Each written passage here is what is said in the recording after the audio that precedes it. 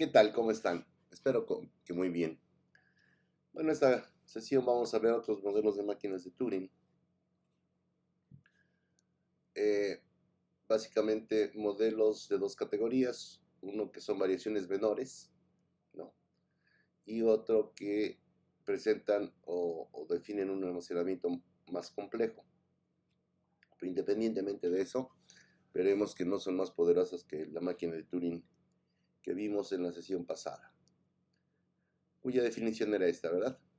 Es una séptupla donde tengo un conjunto de estados internos de la unidad de control, el alfabeto de entrada, un alfabeto que le llamamos de cinta, ¿verdad?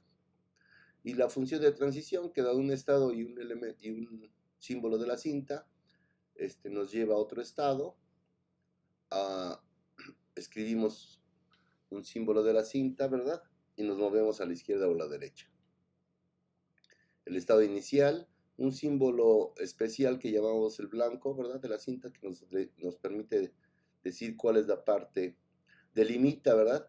La parte finita que es distinta del blanco y un conjunto de estados, un conjunto F de estados finales. ¿Ok? Entonces, déjame anotar. Entonces, bueno, eso simplemente lo ponemos ahí para, vamos a estar haciendo sucesivamente referencia en esta sesión a esa definición. Pues lo que hay que destacar tal vez aquí sería esto, ¿verdad? La función de transición, como siempre. Y bueno, los demás elementos pues son comunes a los diferentes autómatas. Claro que se programa que es el alfabeto de la cinta, aunque bueno, también los autómatas de pila pues gaman el alfabeto de la pila, ¿verdad? Bueno, no importa. Entonces, como dice ahí, nuestra definición de máquina de Turing no es la única posible. Ajá. De hecho, diferentes autores empiezan definiendo la máquina de Turing de diferentes maneras. Y bueno, como dice, hay definiciones que podrían servir. Entonces, bueno,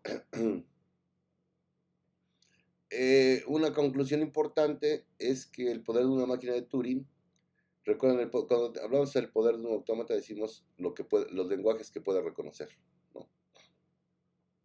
Entonces, si son equivalentes, ¿verdad? Si no cambia dependiendo de la definición de máquina de Turing, entonces significa que es independiente de la estructura específica que hemos elegido para ella. Entonces, bueno, vamos a ver algunas variaciones y vamos a ver en cierto sentido otros modelos más complejos. Bueno, si aceptamos la tesis de Turing, esperamos que complicar la máquina de Turing estándar, dándole un dispositivo de almacenamiento más complejo, por ejemplo, no tendrá ningún efecto sobre el poder del autómata, ¿verdad? Es decir, cualquier cálculo que se pueda realizar en una nueva disposición de este tipo seguirá perteneciendo a la categoría de cálculo mecánico y por lo tanto se puede realizar mediante un modelo estándar. No va a importar,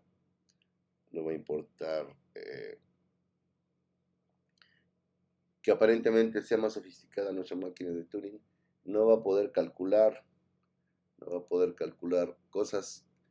más cosas de lo que calcula o de lo que acepta la máquina de Turing estándar. Y bueno, eso es un poco, intuitivamente ya lo sabían, digamos, porque no importa si hacen un programa, un cálculo, lo escriben en ensamblador, o lo escriben en C, o lo escriben en un lenguaje como Java, Python, o lo escriben en un lenguaje funcional. Son diferentes estilos o paradigmas de cálculo, pero finalmente unos nos permiten mayor nivel de abstracción, ¿verdad? Y otros pues tenemos que, en un ensamblador tenemos que ser más talachita, en C también, no tanto como en ensamblador, pero también, y en los lenguajes de orientados a objetos de más niveles de abstracción, pues eso lo hacemos, lo expresamos los cálculos de manera más fácil. En Python podemos, bueno, en todos podemos, en la ventaja de la orientación a objetos, justamente, entre otras, el reuso de los objetos. O podemos hacerlo en un lenguaje declarativo, del estilo funcional o lógico, ¿verdad? Donde tenemos ahí un nivel de abstracción mayor para expresar los cálculos. Entonces no importa si por mucho nivel de abstracción que pongamos a los lenguajes de programación, no pueden calcular más que lo que puede hacer una máquina de Turing, de hecho. Entonces, bueno, ¿para qué estudiamos modelos más complejos? Pues bueno, aunque solo sea el hecho de que una demostración explícita del resultado esperado demostrará el poder de la máquina de Turing y por lo tanto aumentará nuestra confianza en la tesis de Turing, ¿no? Recuerden, la tesis de Turing pues, no es algo que podamos demostrar, ¿vale? Entonces, bueno, son posibles muchas variaciones del modelo básico de la definición 1. Entonces podemos considerar máquinas de Turing con más de una cinta o con cintas que se extienden en varias dimensiones. Y bueno, lo que vamos a ver aquí solo vamos a ver las variaciones que nos van a permitir después seguir construyendo lo que vamos a ir construyendo. Bueno, vamos a considerar algunos cambios relativamente menores y vamos a ver si eso hace alguna diferencia en el concepto general. Bueno, siempre que cambiamos una definición, pues realmente estamos introduciendo un nuevo tipo de autómatas. Y bueno, como ya vimos, ¿verdad? En el caso de los autómatas finitos o los aceptadores finitos, el no determinista y el determinista tienen el mismo poder expresivo. No es así en el caso de los autómatas de pila. Pero bueno, vemos que aquí también con las máquinas de Turing sí, también son equivalentes los diferentes modelos, concretamente el no determinístico y el determinístico, pero acá las variaciones que hagamos, que iremos haciendo, vamos a ver que también son equivalentes al modelo estándar, donde por modelo estándar, recuerden, nos referimos a la máquina de Turing definida en la definición 1. Entonces, bueno, ¿qué entendemos por diferencia esencial entre una clase de autómatas y otra? Bueno, aunque pueda haber diferencias en sus definiciones, pues no necesariamente van a tener esas diferencias, no necesariamente van a tener eh, consecuencias interesantes. Insisto, bueno, ya vimos en el caso de los autómatas, como ya dije, en el caso de los autómatas finitos, deterministas y no deterministas, o los aceptadores finitos, ahí no tenía ninguna consecuencia extenderlo al no determinismo, eran absolutamente equivalentes. Aunque tienen diferentes definiciones, ¿no? Incluso pues su modelo de reconocimiento, ¿verdad? El determinista nos da una línea recta y el no determinista nos da un árbol. Pero bueno, como vimos, pues no importa, los dos reconocían lenguajes regulares, punto. Por mucho sofisticación que le poníamos al no determinismo, también solo reconocían lenguajes regulares. Entonces, por lo tanto, pues eran equivalentes porque reconocían el mismo tipo de lenguajes. Y bueno, vamos a definir justamente lo que es equivalencia o no equivalencia para clases de autómatas en general.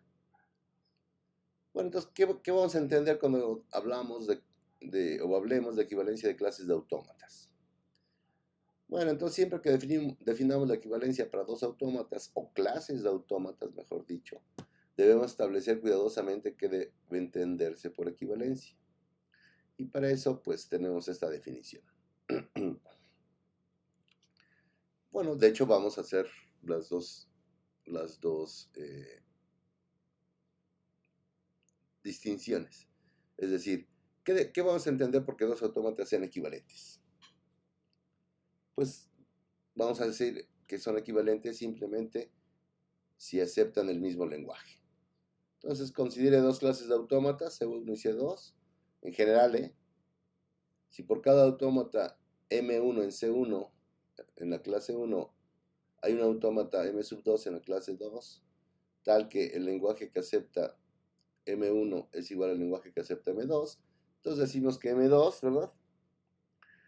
Es al menos tan poderoso como C2, perdón, es al menos tan poderoso como C1, ¿sale?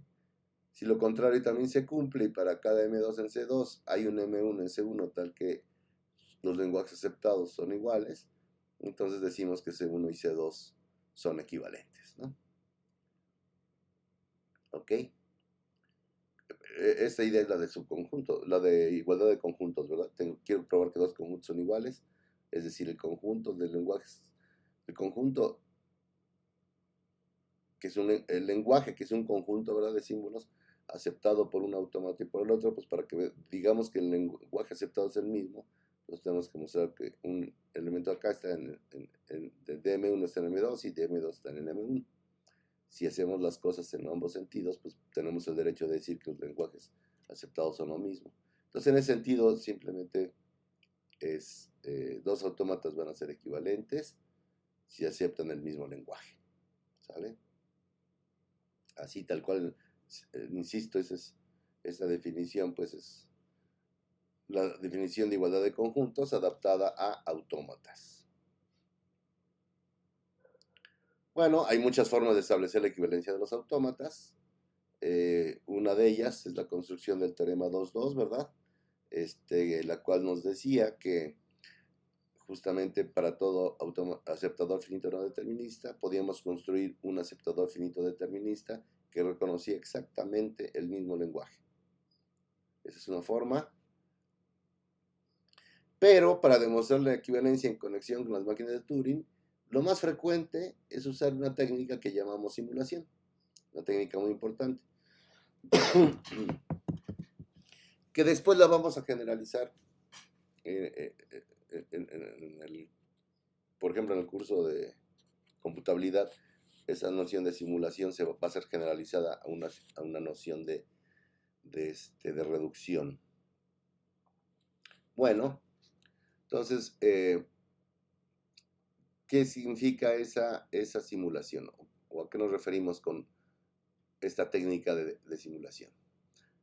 Bueno, dice, sea M un autómata, entonces decimos que otro autómata, M gorro, puede simular un cálculo de M, pues si M gorro puede imitar el cálculo de M de la siguiente manera.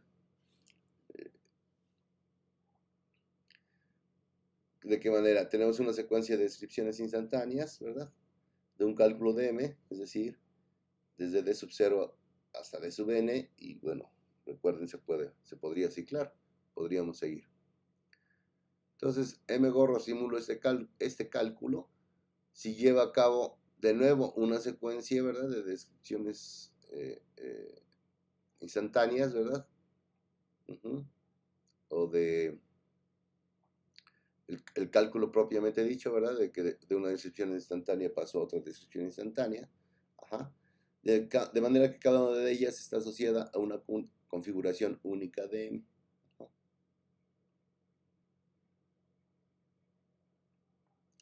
Es decir, si conocemos el cálculo realizado por M gorro, podemos determinar a partir de él exactamente qué cálculos habría realizado M, dada la configuración inicial correspondiente. Por eso se llama simulación, ¿verdad? Al hacer esto acá, yo no hago exactamente lo mismo que haría porque es otro tipo de dispositivo, de autómata, pero puedo identificar elementos de esta secuencia que serían los que haría la otra máquina. Y en ese sentido le estoy simulando. No hago exactamente lo mismo, pero hago lo mismo. Probablemente haga más. ¿Qué es lo que dice acá? Tengan en cuenta que la simulación de un solo movimiento en M, ¿verdad? Un movimiento puede implicar varios movimientos de M gorro. O sea, este movimiento de D sub 0 a D sub 1, D sub 1, D sub 2, etc., puede implicar que acá haya varios movimientos en esta máquina. Así, bueno, ok. Noten aquí una cosa interesante. Acá estoy hablando de movimiento en un solo paso y aquí estoy hablando de movimientos. La máquina que simula no necesariamente La máquina que voy a simular hace las cosas, pasa una descripción instantánea a otra por un movimiento. Nota, no está el asterisco. Pero la máquina que simula tiene el derecho de pasar de una descripción instantánea a su equivalente en M en incluso 0 o más pasos, así de simple. En 0 o más movimientos, perdón. ¿Ok? Entonces es importante notar. Acá en la máquina que voy a simular, tengo que simular sus movimientos. En un paso los tengo que simular aquí, no sé, puede ser en 0 o más pasos. En la máquina de Megorro, que es la que simula la otra. Entonces, en ese sentido es lo que dice aquí. Pues que un paso un movimiento en la máquina M puede implicar varios movimientos en Megorro. Noten que estas configuraciones intermedias, ¿verdad? En la que simula pueden no corresponder a ninguna configuración de M. Pero eso no afecta nada si podemos decir qué configuraciones de Megorro son relevantes, o es decir, cuáles son las configuraciones que efectivamente hacen lo mismo que la máquina simulada. Entonces, en ese sentido, siempre que podamos determinar a partir de los cálculos de Megorro lo que habría hecho M, pues la simulación es adecuada. Entonces, si Megorro puede simular todos los cálculos de M, pues decimos que Megorro puede simular M.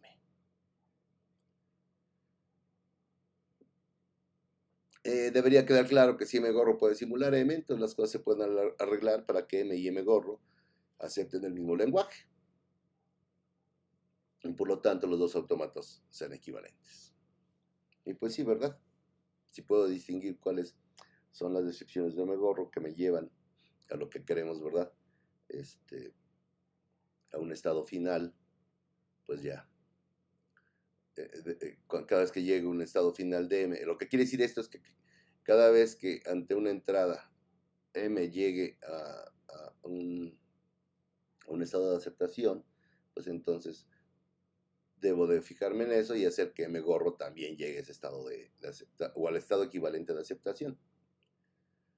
Noten que aquí no estamos dando detalles de cómo sería Megorro. Simplemente estamos diciendo lo que queremos, lo que vamos a entender por qué simula. Ya que estemos trabajando con casos específicos, ya tendremos que dar más detalles. Pero bueno, la idea es, formalmente la simulación significa lo que acabamos de ver. Y bueno, para demostrar la equivalencia de dos clases de autómatas, mostramos que por cada máquina en una clase, hay una máquina en la segunda clase capaz de simularla y viceversa, ¿verdad? Si queremos hablar de equivalencia. Si no tenemos el viceversa, entonces pues solamente diremos que al menos una máquina es tan potente como la otra, ¿no? Bueno, en nuestra definición, vamos a ver la primera variante, las máquinas de Turing con opción de permanencia. En nuestra definición de una máquina de Turing estándar, pues vemos que la cabeza de lectura y escritura debe moverse hacia la derecha o hacia la izquierda, no hay otra opción. Y bueno, a veces es conveniente proporcionar una tercera opción, que la cabeza de lectura y escritura permanezca en su lugar después de reescribir el contenido de la celda, es decir, que no se mueva. Entonces podemos definir una máquina de Turing con una opción de permanencia reemplazando delta en la definición 1 por esto, ¿verdad? No solo se puede mover a la izquierda y a la derecha, sino también en la posición, podemos decirle que permanezca ahí, stay, ¿verdad? Entonces, ese, ¿verdad? Pues eso significa que no hay movimiento de la cabeza de lectura y escritura, permanece en ese lugar. Pero esa opción no amplía la potencia del autómata. Entonces vamos a ver teorema 1. Y justamente dice que las máquinas de Turing con opción de permanencia, o la clase de máquinas de Turing con opción de permanencia, es equivalente a la clase de máquinas de Turing estándar. ¿Ok? Bueno, dado que una máquina de Turing con una opción de permanencia es claramente una extensión del modelo estándar, es obvio que cualquier máquina de Turing estándar puede ser simulada con una opción de permanencia. Simplemente La estándar no tiene opción de permanencia, entonces la máquina de Turing que sí la tiene, o a la que le permitimos no mover la cabeza, pues nunca ocurriría eso. Entonces, pues, obviamente, cada vez que extendemos algo, lo extendido automáticamente queda contemplado en lo que se ha extendido, ¿no? Entonces, bueno,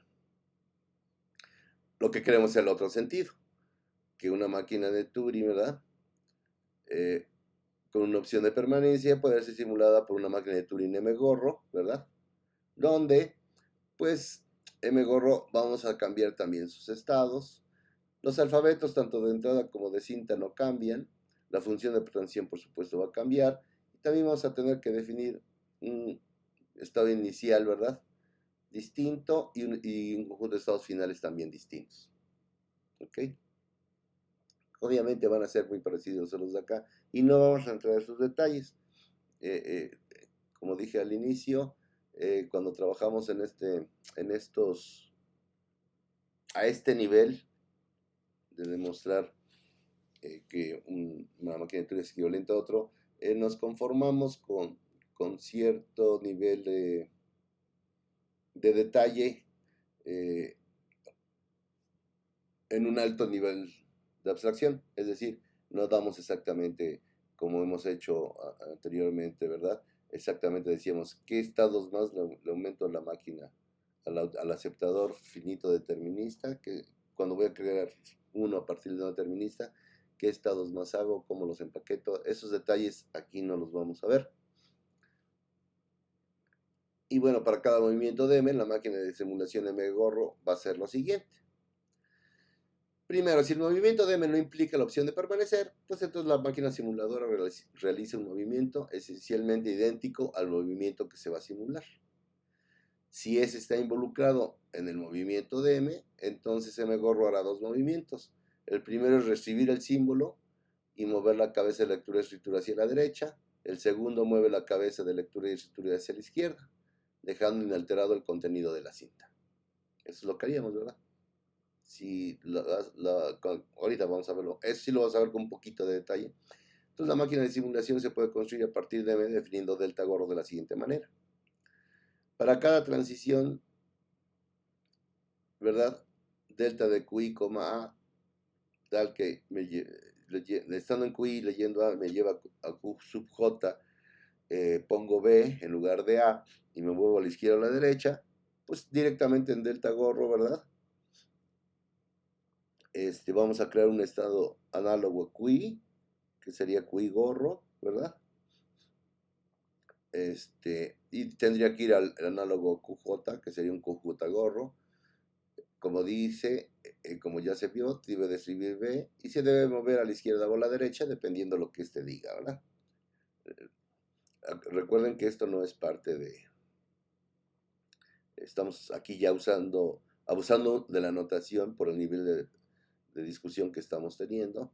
Entonces, esto sería incorrecto en una descripción de máquina de Turing, ¿verdad? No acepta tener L o R. O pongo L o pongo R, no puedo poner las dos. Pero acá, bueno, lo que dice es, pues bueno, estamos hablando de un metalenguaje, ¿verdad? En el sentido de que como humanos entendemos que si aquí había una L, aquí la debo de poner. Si aquí había una R, aquí la debería de poner. Entonces, bueno, estoy absorbiendo dos casos, ¿no? En uno. Bueno, si tengo transiciones S, es decir, si me dice que la máquina tiene una opción de permanencia, ¿verdad? De que no se va a mover la cabeza lectora después de que intercambie los símbolos y cambie de estado. Entonces, ok, vamos a ver, si tenemos esta opción, ¿qué debemos hacer? Pues debemos hacer dos cosas. Debemos de utilizar por cada una de estas transiciones en M, en la máquina de Turing que tiene la opción de permanencia, debo en la estándar meter dos transiciones. ¿Sale? ¿En qué sentido? Bueno, lo mismo, el correspondiente de delta, pues el Q sub i correspondiente en M, pues va a ser un Q sub gorro correspondiente en M sub gorro, en M gorro, perdón. Leyendo A, va a pasar a Q sub J, pone B y permanece. En la estándar no puedo permanecer, ¿verdad? Bueno, pues voy a crear un estado, ¿verdad? Correspondiente, que sea el de permanencia. Voy a escribir la B y me voy a mover, por ejemplo, a la derecha. Podría ser a la izquierda, no importa, pero acá escogimos hacerlo a la derecha. ¿Y eso es suficiente? No, porque ya me moví a la derecha, yo quiero permanecer donde escribí la B. Entonces, ¿qué hacemos? Pues bueno, llegando a ese estado que corresponde al Q sub J cuando había permanencia, entonces, que le estoy llamando delta, Q gorro de J sub S, cualquier símbolo que vea ahí, no importa el que sea, cualquier símbolo de cinta, incluido blanco, me voy a un Q sub J, ¿verdad? Un Q sub J gorro que voy a crear especialmente para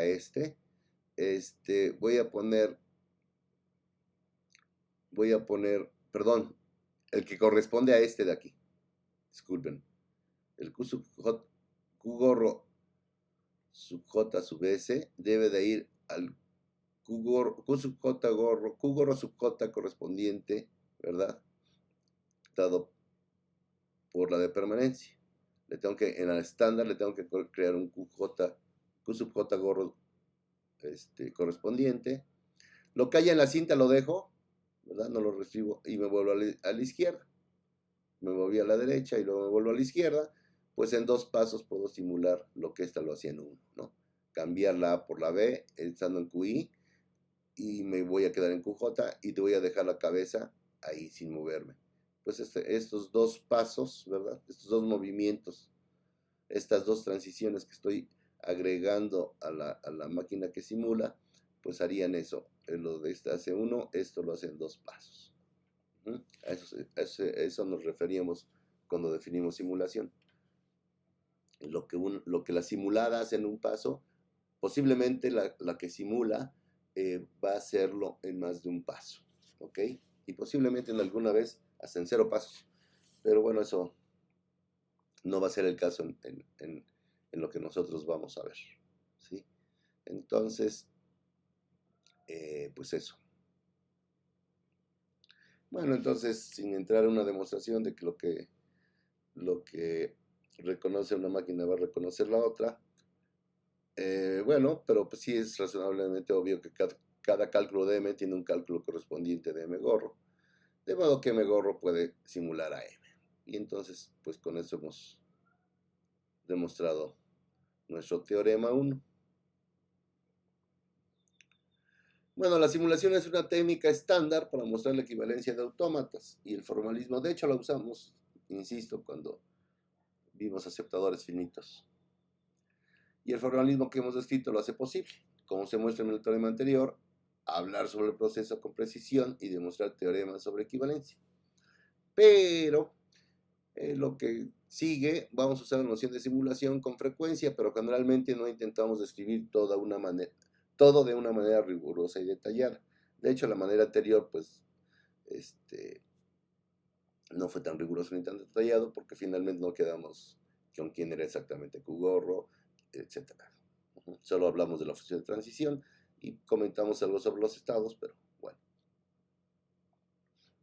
Las simulaciones completas con máquinas de Turing suelen ser engorrosas. Para evitar esto mantenemos nuestra discusión descriptiva más que en forma de prueba de teoremas. Vamos a dar, dicho de otra manera, vamos a dar la idea de cómo sería, ¿no? Tal vez ayudados de un dibujito. Y bueno, si quisiéramos con esa idea podríamos hacer una descripción mucho más detallada, ¿no? Incluso escribir el código en algún lenguaje de programación que haga eso. Bueno, como dice ahí, pues las simulaciones se dan solo a grandes rasgos, pero pues no debería de ser difícil ver cómo se pueden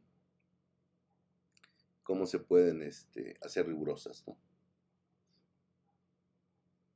bueno, lo que ya les había dicho, pues los que les guste programar, pues sería buena idea pues codificar eso y ver cómo realmente resolver esos detalles que no se van a hablar aquí. Ok. Antes de presentar otros modelos, vamos a hacer un comentario general sobre las máquinas de Turing estándar, dadas por la definición 1. Bueno, está implícito, ¿verdad?, que cada símbolo de cinta puede estar compuesto de caracteres en lugar de uno solo. No lo dice la definición, está implícito. Pero como ustedes saben, pues un símbolo es cualquier cosa. Entonces podría ser un símbolo, no ser atómico, es decir, podríamos descomponerlo todavía en pedazos más pequeños.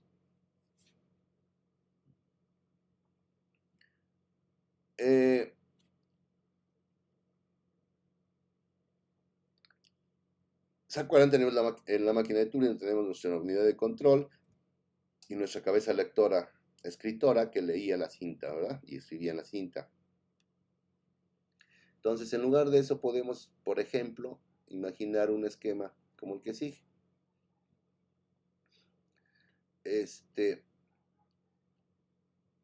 Esto no significa que tengo, bueno, acá le llamamos pistas.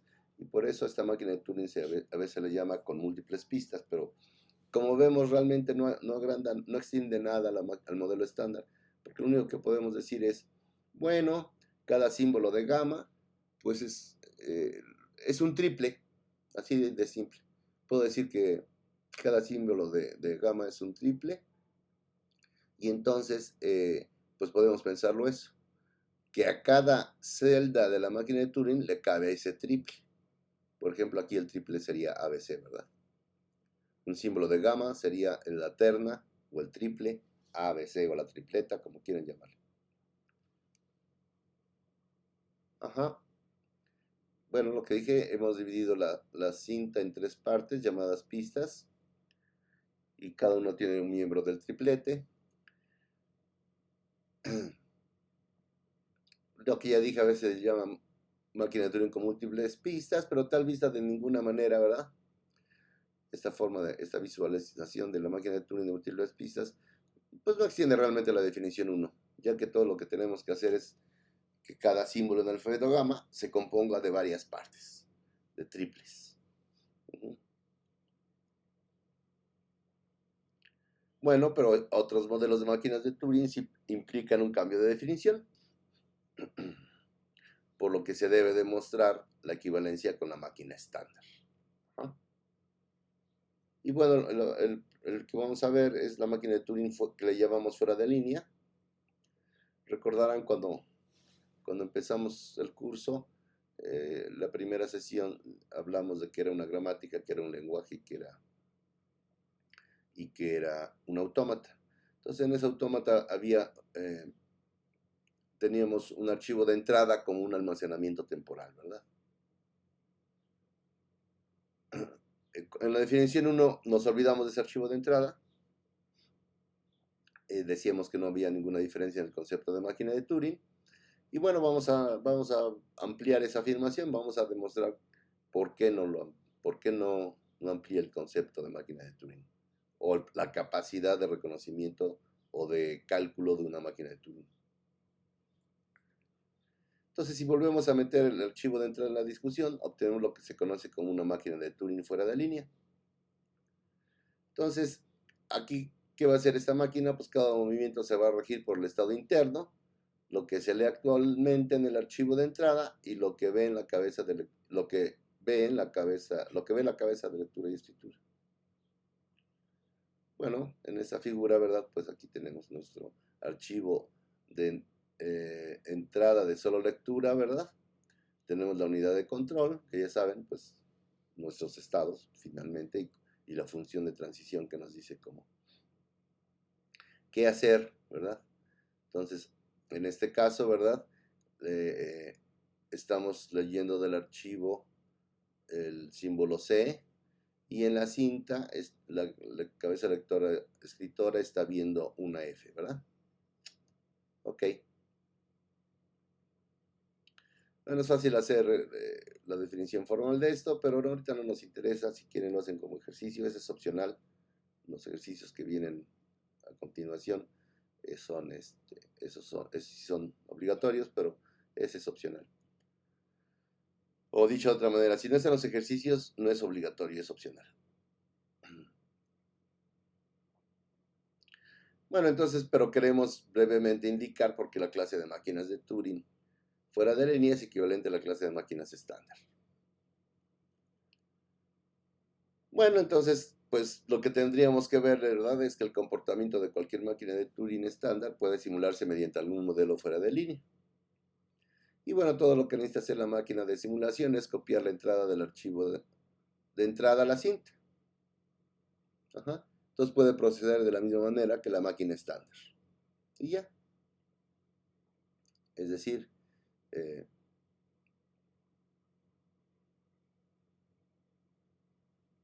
y bueno, entonces ahí no tenemos chiste, ¿verdad? Por otro lado, es decir, quiero decir que me simule la máquina la máquina fuera de línea, la estándar, pues no hay mucho que hacer. Simplemente, dicho de otra manera, pues no existe el archivo de entrada en el estándar, entonces simplemente tendríamos que, por ejemplo, decir que lee blanco y ya no, del archivo de entrada. Y simplemente todas las transiciones de la estándar, pues agrandarle eso. Cuando leas blanco del archivo de entrada, haz esto. Y ya no pasa nada. Lo interesante, por supuesto, es lo otro, ¿verdad? Como una estándar va a simular la máquina fuera de línea M. Como la máquina estándar M gorro va a simular la máquina fuera de línea M. Bueno, pues vamos a hacer justamente, vamos a utilizar 4 pistas, como se muestra en la figura 3. En esa imagen el contenido de la cinta que se muestra representa la configuración específica de la figura 2. Ajá. ¿Se acuerdan? Bueno, no se acuerden, mejor lo vemos. Teníamos en el archivo de entrada de solo lectura, teníamos ABCD, y en la cinta, y estábamos leyendo C, y en la cinta estamos viendo F, y tenemos EFG. Entonces, ¿qué hacemos?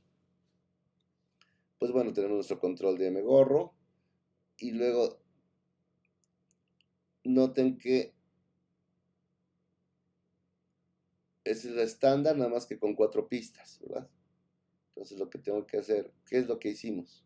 Bueno, ponemos la entrada, lo que está escrito en el archivo de entrada de solo lectura, y vamos a marcar con ceros los símbolos que nos están leyendo, y para eso es mi 1, para decir, este es el símbolo que estoy leyendo.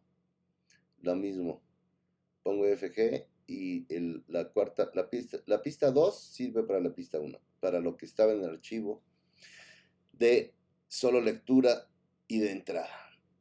La pista 3 sirve para lo que está en la cinta de la máquina de Turing fuera de línea. La pista 2 me marca el único símbolo que puedo, porque solo puedo leer un símbolo a la vez, ¿verdad? Del archivo de entrada. Y los demás lo pongo en 0. Abajo de los demás símbolos pongo en 0. Y hago exactamente lo mismo con lo que está en la cinta. Lo que está leyendo la cabeza lectora-escritora o viendo la cabeza lectora-escritora, lo pongo en 1 y los símbolos, el resto de símbolos que están en la cinta los pongo en 0. Bueno, eso ya lo comenté. Por supuesto, la simulación de cada movimiento de M, ¿verdad? De la de fuera de línea, requiere un número de movimientos de la estándar. Bueno, entonces comenzando desde alguna posición estándar, digamos el extremo izquierdo, y con la información relevante marcada por marcadores de fin especiales. Entonces, ¿qué hace la M gorro, verdad? Busca en la pista 2 para ubicar la posición en la que se lee el archivo de entrada de M. El símbolo que se encuentra en la celda correspondiente en la pista 1 se recuerda poniendo la unidad de control de M gorro en un estado elegido para ese propósito. Dice, ya llega aquí, entonces leí tal símbolo. Si llegó aquí es porque le edita el símbolo. A continuación buscamos en la pista 4 la posición de la cabeza de lectura-escritura de M, con la entrada recordada y el símbolo en la pista 3, ahora sabemos que debe hacer M, ¿verdad? ¿Sí? En la función de transición debe de decir exactamente que al leer un símbolo del archivo y un símbolo de la cinta, y viendo un símbolo de la cinta, ya sabemos a dónde debería de ir. Entonces, mgorro, ¿verdad? Pues de nuevo recuerda esa información, mandando un estado interno apropiado. Y bueno, consecuentemente, de acuerdo a lo que haga el delta, ¿verdad? Tendremos que hacer los cambios adecuados en las cintas de M. En las pistas de la cinta de M, perdón, no cintas, en las pistas. Como veremos posteriormente también hay en la siguiente sesión, no, en esta misma sesión, máquinas de Turing multicintas. Entonces, pues, la cabeza de lectura y escritura de M-Gorro vuelve a la posición estándar para la simulación del siguiente movimiento. Eso es básicamente lo que tenemos que hacer. Bueno, aquí hay un par de ejercicios para esta parte. Es decir,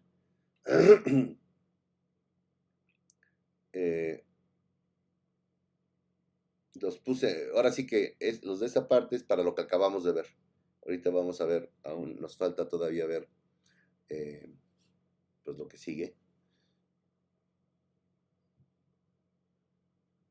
que son las máquinas de Turing con almacenamiento más complejo. Entonces, esos ejercicios los resuelven con las técnicas que hemos visto ahorita, ¿no? Eso significa que no cambia esos ejercicios no deben de cambiar la definición o extender la definición 9.1, perdón, la definición 1, ¿ok? Entonces, no tienen que preocuparse por más cosas.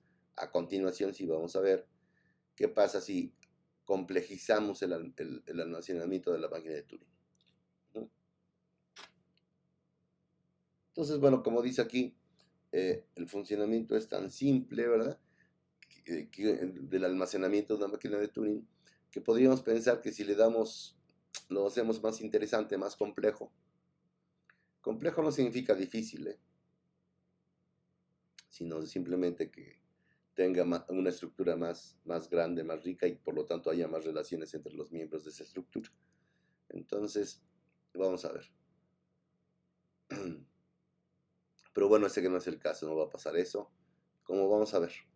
Una máquina de Turing multicintas, ¿verdad? Es una máquina de Turing con varias cintas, cada una con su propia cabeza de lectura y escritura, controlada independientemente. Vean la figura. Es una con 2 cintas, ¿verdad? Y bueno, tiene su propia cabeza de lectura y escritura, cada cinta. Por lo tanto, pues, simultáneamente sé qué está leyendo qué está viendo en la cinta 1 y en la cinta 2. Esto sí sale de la definición 1, porque imagínense cómo debería de ser. Debe decir que estando en un estado y leyendo en la cinta 1 tal, y viendo en la cinta 1 tal, viendo en la cinta 2 tal, etcétera, las que tenga, las M que tenga, entonces va a pasar a otro estado y debe de poner qué debe poner en cada una de las cintas, qué debe de escribir en cada una de las cintas, y además en cada una de las cintas se debe de mover a la izquierda o se debe de mover a la derecha. Entonces, por eso es que esto sí cambia la definición 1. Básicamente, pues lo que cambia pues es su función de transición.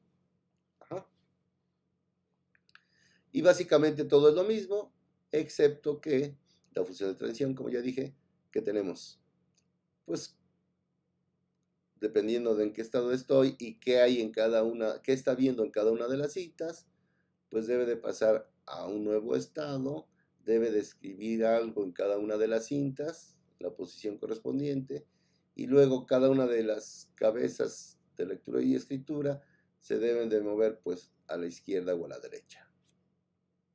¿Sale? Y eso, pues, eso es lo que especifica lo que sucede en todas las cintas. Por ejemplo, si n es igual a 2, ¿verdad? con la configuración que veíamos en la figura 4, pues decía bueno, la figura 4 viene después. No, antes. Perdón. Bueno, ahorita vemos. Vamos con calma. Ajá. Entonces tenemos que delta de Q0 leyendo A y E, pues pasa Q1, escribe X en la cinta 1, escribe Y en la cinta 2. La cabeza lectora de la cinta 1 se mueve a la izquierda, aquí, y la cabeza lectora de la cinta 2 se mueve a la derecha, aquí. Esto lo pongo, es lo mismo de antes, nada más lo pongo para acordarnos. Entonces dice, la regla de transición se puede aplicar solo lo que ya dije. Si la máquina está en el estado Q0 y la primera cabeza de lectura y escritura B1A y la segunda una E. El símbolo de la primera cinta será reemplazado por una X y su cabeza de lectura y escritura se moverá hacia la izquierda. Al mismo tiempo, simultáneamente, ¿verdad? El símbolo de la segunda cinta se reescribe como Y y la cabeza de lectura y escritura se mueve hacia la derecha. Luego la unidad de control cambia su estado a Q1 y la máquina pasa a la nueva configuración que nos muestra en la figura 5. ¿Se acuerdan? Allá teníamos ABC, estábamos leyendo A, DEF, estábamos leyendo E. Entonces al aplicar, ¿verdad? Delta de Q0 a E igual a Q1 XYLR, pues me da este efecto. Donde había A pone X, donde había B, E pone y la primera la mueve a la izquierda y la segunda, como lo indica aquí, lo mueve a la derecha. Bueno, entonces para mostrar la equivalencia entre las máquinas de Turing estándar y de múltiples cintas, argumentamos que cualquier máquina de Turing de múltiples cintas puede ser simulada por una máquina de Turing estándar, M-gorro, y a la inversa, que cualquier máquina de Turing estándar puede ser simulada por una de múltiples cintas. Pues está fácil, ¿verdad? Porque la máquina de Turing tiene solo una cinta, entonces pues ya. Siempre podemos optar por ejecutar una máquina de varias cintas con solo una de sus cintas haciendo su trabajo útil, ¿no? No necesitamos más. Ahora, la simulación de una máquina de varias cintas con una sola cinta es un poco más complicada, pero conceptualmente sencilla. Por ejemplo, vamos a considerar la máquina de dos cintas en la configuración que se muestra en la figura 6.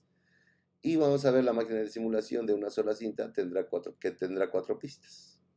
Es decir, vamos a rehusar lo que ya sabemos de múltiples pistas. ¿Verdad? Entonces, decíamos que tener múltiples pistas no afecta a es exactamente la máquina de Turing estándar. Entonces ahora lo único que vamos a imaginar, ¿verdad? Es de que cada símbolo de cinta está constituido. La máquina estándar que debe de hacer, pues lo mismo, debe de mantener, en algún lado debe de tener lo que está en la primera cinta, por ejemplo, pues va a ser en su primer pista. Debe de marcar en la pista 2, ¿verdad? Qué es lo que es, con un 1, qué es lo que está viendo la cabeza lectora escritora y poniendo 0 en los demás. Aquí está. Bueno, en la segunda pista, esta pista, aquí, esta parte. Luego la tercera pista, pues va a poner lo que hay en la cinta la segunda cinta de la máquina de dos cintas. Y lo mismo, ¿verdad? Va a marcar con un 1 la posición que está leyendo, lo que está viendo. ¿Ok? En este caso G. Y los demás en 0. ¿Sale? Ya vimos eso. Ya también vimos esto. Eso también ya lo vimos. Y bueno, si se fijan, es muy similar. La simulación debe ser muy similar, ¿verdad? Es decir, esta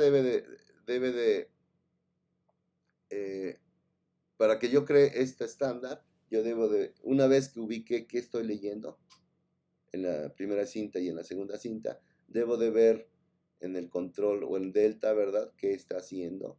Y una vez que sepa qué se está haciendo ahí, pues entonces yo debo de poder hacer los cambios adecuados aquí. Ajá. Y bueno, regreso a una posición, como decía, hay una posición estándar para volver a iniciar el proceso de simulación. Como dice aquí,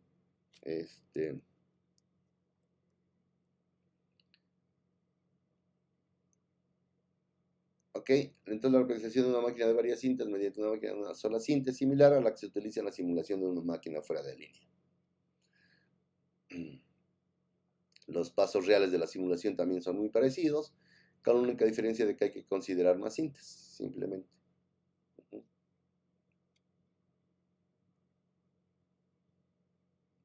Bueno,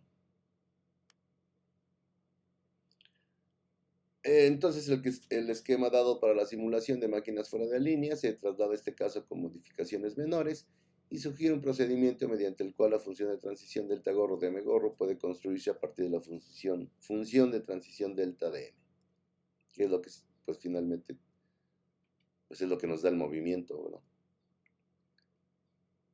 Bueno, se necesita escribir mucho para hacer precisa la construcción, pero bueno, los cálculos de m gorro espero que también les sea claro que pues sí, la idea es buena. No, habrá que dar los detalles y que vamos a implementarla, pero se ve que sí, que los cálculos de M-Gorro dan la apariencia de ser largos y elaborados, pero pues no influyen en la conclusión. Todo lo que puede hacer M también se puede hacer en M-Gorro.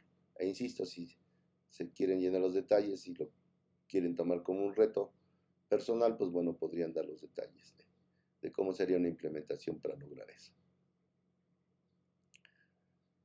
Ok, entonces es importante tener en cuenta el siguiente punto. Es muy, muy importante. Cuando afirmamos que una máquina de tuning con múltiples cintas no es más poderosa que una estándar, solo estamos haciendo una declaración sobre lo que pueden hacer estas máquinas. Por hacer, ya saben, significa reconocer. En particular, qué lenguajes pueden ser aceptados, ¿verdad? Como, como decíamos en algún momento, ¿verdad? Pues no nos sorprende, o sea, seguramente en el ensamblador tenemos que codificar muchísimo más. Nuestro código es muy grande para hacer un cálculo. Conforme vayamos usando un lenguaje de programación de más alto nivel, las líneas de código van disminuyendo, ¿verdad? Entonces, bueno, como un ejemplo, es decir, ok, lo que vamos a ver es, no solo se piensa en otros modelos de máquinas de Turing por el simple hecho de, bueno, vamos a extenderlos a ver qué pasa.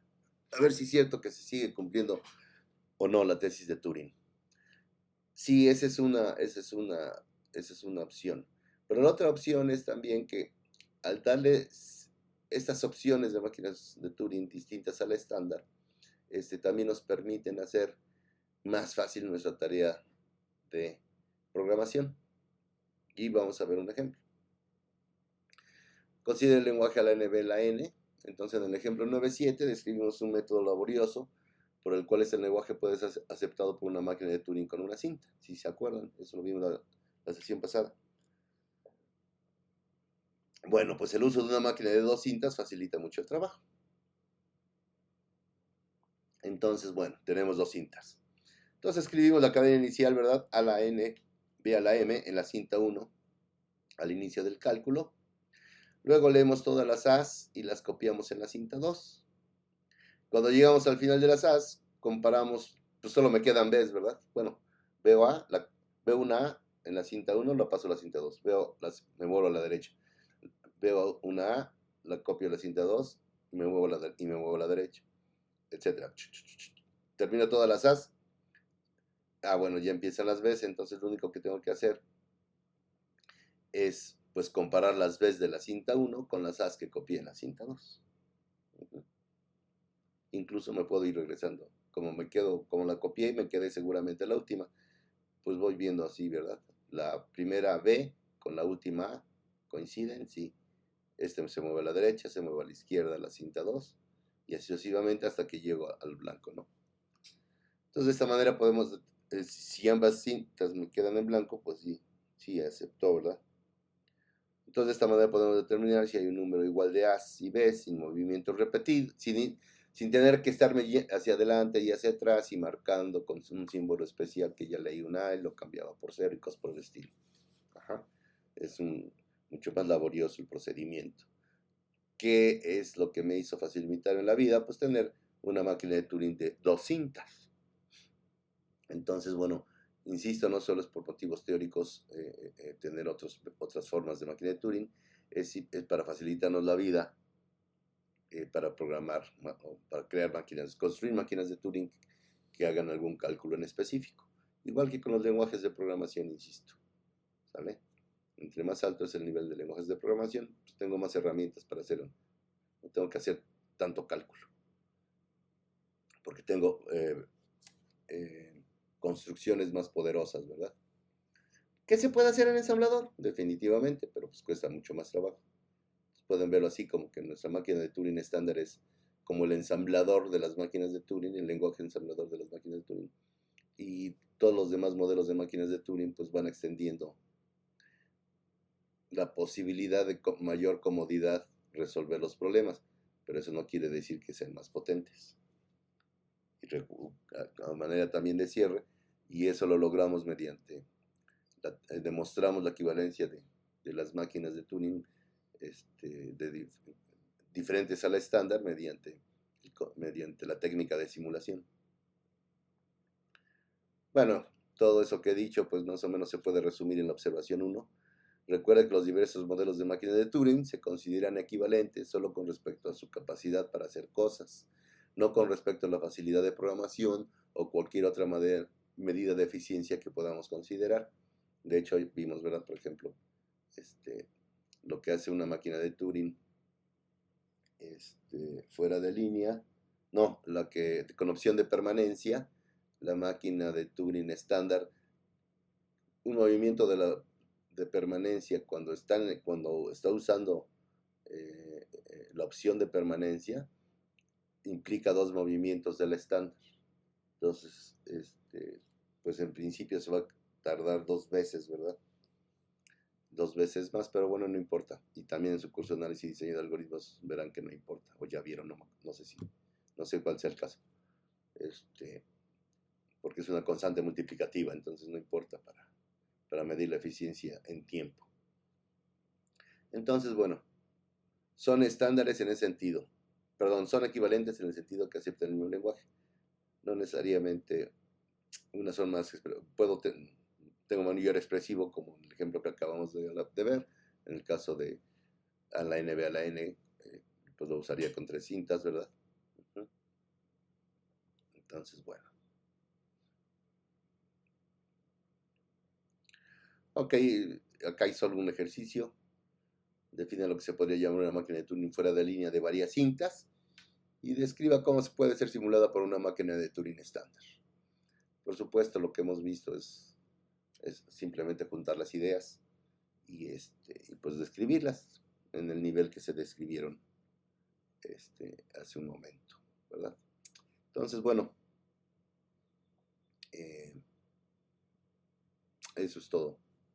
Eso es todo por esta ocasión.